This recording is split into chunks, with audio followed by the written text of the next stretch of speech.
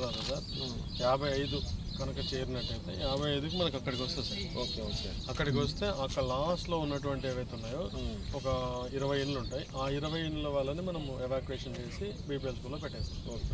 అయితే మీరు అన్నట్టుగా నైట్ ఫ్లో జనరల్గా ఉదయం ఉన్నంత ఫ్లో సార్ నైట్ తక్కువ ఉంటుంది. అది ఉదయం కల్లా రేజ్ అవుతూ ఉంటుంది.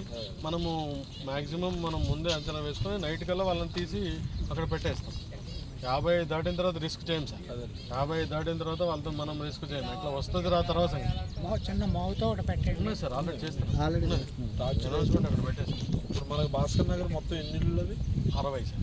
60 ఖాళీ చేయాల్సి వస్తుంది. 55 వస్తే 55 వస్తే 60 కాదు. తర్వాత ఇక్కడ బసప్ప క్యాంపులో ఒక 3 ఇండ్లు యువతల వైపు రోడ్డు తర్వాత 55 దాటిన తర్వాత నుంచి అరుణ్ ప్రసాద్ వాళ్ళ లైన్ ఉంది కదా, ఆ ముస్లిమ్స్ ఖాన్ ఈ ఇల్లు ఎప్పుడు? 22, 63 తర్వాత భాస్కర్ నగర్ డబుల్ బెడ్రూమ్ కూడా 62 తర్వాత 65. అది 65 రావాలి. సుందరయ్య నగర్ కాలనీ మునిగిన తర్వాత భాస్కర్ డబుల్ బెడ్రూమ్ ఉంటుంది.